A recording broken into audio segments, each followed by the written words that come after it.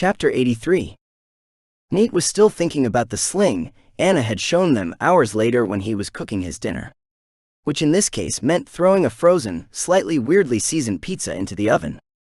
He had his laptop out in the living room and was working through the meditation art while waiting for George to show up. At least, that was what he was supposed to be doing. Instead, he had been working on the second dungeon, getting it ever closer to completion. Originally, he had been tempted to put the dungeon core underneath the portal room somehow. That urge had lasted about as long as it took for him to remember where his avatar always spawned. He didn't want to appear in the middle of a group of angry, blighted elves, if he could help it. Instead, he chose a room a little farther away, and then disguised and blocked the entryway. The preceding room, thankfully, also led to another room, besides the one he had taken over. With another exit for the blighted elves to head toward, it should keep them from looking too closely at the wall.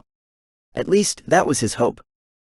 Regardless, he still built up the same type of walled interior that he had done in the first dungeon, enclosing and hiding the dungeon core from view even more. With all the practice he had gotten using the interface, he was able to make the holes even smaller than before. Which he thought was rather impressive, considering the interface seemed to just be meant for the broad strokes. It got things done fast and efficiently, but not in the same exacting detail that he could manage in his avatar form.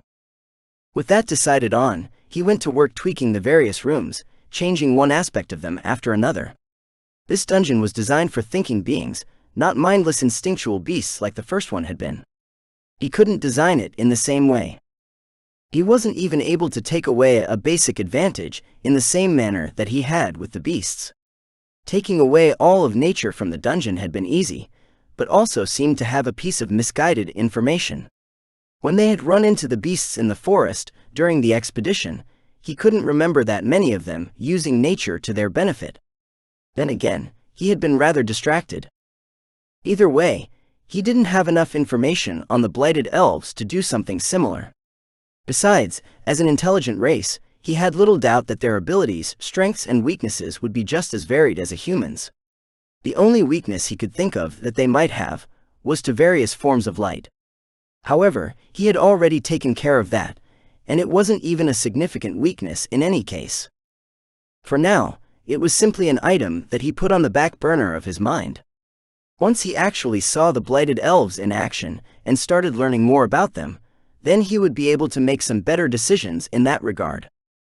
In the meantime, he was going to start designing the traps for the dungeon. He had already decided that this dungeon would be more high-tech than the first one. There would be no bow and arrows in this one if he could help it. Instead, he planned on going almost to a sci-fi level with the tech. At least, that was the plan. It depended on what he could design and make work. He had a sneaking suspicion that creating a working laser, even with the dungeon system helping him, would be more complicated than creating a bow. Then again, he could be wrong about that. Only time would tell. At the moment, the oven timer was going off, so he closed the screens and opened his laptop instead. He would get some more studying done while he ate. Nate had to admit, modifying the meditation arts was far more complicated than he had initially expected. Which was stupid. He should have been expecting them to be complicated. If they weren't, everyone would be trying to do what he was doing. Yet even making small modifications to them could have cascading effects down the line. The meditation arts had been designed to be modified in specific ways, so that they would fit each cultivator. What he was attempting to do went far beyond that, and touched on their core sections in small but interesting ways. He wasn't too proud to say that he was most definitely out of his depth on this one. Not that knowing that was going to stop him in any way. He had already known how difficult the project to integrate multiple affinities into one art would be, and had always known it would be a long-term one. What he was attempting to do was not something that could be completed overnight. Even modifying the art the school had given him, so he could use it, was taking some time. Honestly, he wasn't sure if it was truly worth the effort, since he would be getting the void meditation art anyway. Yes, working on the shadow art was valuable practice, and if nothing else, it would be nice to have it done for later, but still. Knowing that even if he managed to complete it before he got the void art, that he would only get a day or two of use out of it was a little annoying. But that was life, it wasn't fair, and he didn't expect it to be. Cutting up the pizza, he slid the pieces onto a wire rack and carried it back into the living room, along with a tall glass of water. Just as he was about to sit down, there was a knock at the door. Rolling his eyes at how typical it was to be interrupted just as he was about to eat, he cracked it open to find George Trello standing on the front step. He had come to check on him, just as his parents had said he would. Swinging the door open the rest of the way, he invited the man inside. "I was just about to eat some dinner. Would you like to join me? It's just a pizza, but there is plenty." He glanced at his watch and grimaced. "I shouldn't stay long. I hadn't realized how late it was. I have a prior engagement tonight." George's voice trickled off into a whisper as he followed Nate into the house. "It sounds like it is a meeting you aren't entirely sure how to feel about." There was a half-hearted laugh in response as they settled into the couches of the living room. "That is putting it lightly. You know, I used to be married and that my son died. His circumstances were somewhat similar to yours." Nate nodded. They had talked about the guildmaster's past once or twice. "Well, my ex-wife is in the city and wanted to see me." "Oh, and how has that been going?" George shrugged and ran a tired hand over his face, paying special attention to massaging his closed eyes. "It's not like we separated on bad terms, not really anyway. The death of our son was just too much for us to handle at the time. A part of me resented her for giving up on our marriage, but I was no better. I guess you could say that time has brought a certain clarity to our past mistakes." "Has she remarried, or is there still hope of something being there?" Nate could never avoid hoping for a happy ending when it came to people's romantic lives. It was something that he had never been able to achieve himself and had little experience in, even before he got sick. He had never aspired to be a Don Juan or Lothario. He wasn't an idiot who believed love solved everything. That said, having the right person by your side certainly made going through life's problems a lot more bearable. She was married for a while, but the husband died on an expedition, from what I understand. She has been alone ever since. As for if there is still something there.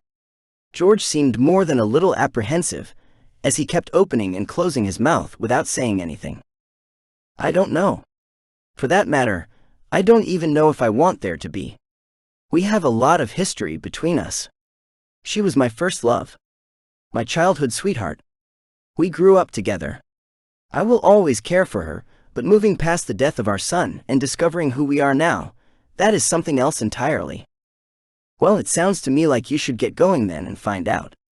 I'm fine for now. Come back tomorrow and let me know how everything went." Nate pulled the older man to his feet and pushed him toward the door. You managed to upgrade your core." "Tomorrow. We can talk about it tomorrow." George nodded, getting the hint as he moved along so he wouldn't be late meeting with his ex-wife. A few seconds later, Nate was alone again with his slowly cooling pizza. He slipped a slice onto his plate and brought the laptop onto his lap. Most of the screen was taken up with the shadow art he had gotten from the school. There was a small section on the side, though, that was being used by two separate notes. One was for his ideas on the meditation art, while the other was for anything related to the dungeon.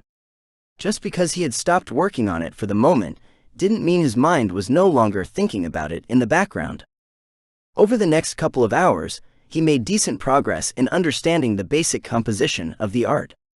The fact that he had read through a few of the others already helped significantly in that regard. However, that meager understanding didn't really help him when it came to modifying it to fit himself. Or in regard to his larger goal of modifying it, so he could use 2 or even 3 meditation arts at once. Those were long-term goals though. For now, he simply needed to understand it well enough that he could ask the teacher, Mr. Jones, the right questions. Which he thought was finally the case. Studying so many different variations of the shadow mediation art had definitely slowed him down in that regard. But it was already beginning to show some dividends, at least in his opinion. The teacher might think otherwise. Nate shut everything down around 9 o'clock. He carefully went around to each window and door and made sure they locked before going upstairs to his bedroom. He left the hallway light on, just so the house wouldn't be completely dark with him in it. A few minutes later, he was inside the dungeon in his avatar form, staring at his information in confusion. He had missed it earlier when he was working on the second dungeon, but 3 pieces of information had changed. His core had changed from copper grade, low quality, to bronze grade, low quality, and the charge had subsequently dropped to 0. Those were 2 things. The most eye-catching one, at least in his opinion, was that his energy had also dropped. That morning it had been at 59, and now it was 31. It still felt like the same amount as before, but the number was reading as much lower. It had been halved, almost as though it had been compressed by his new core. Nate began to laugh as the proverbial light bulb went off inside his head. No wonder cultivators wanted higher grade cores. They came with more chi energy. The density of the chi inside them, even at the lower realms, was much higher than what he would have gotten otherwise. He would have needed to go up 2 realms to get what he had achieved by upgrading his core once. Increasing his realm came with an all-around power increase. While increasing, the grade of his core only upgraded his chi. In other words, that morning he had gotten a little mini power increase without even realizing it. He wondered how many more times he could upgrade his core before he would be forced to increase his realm.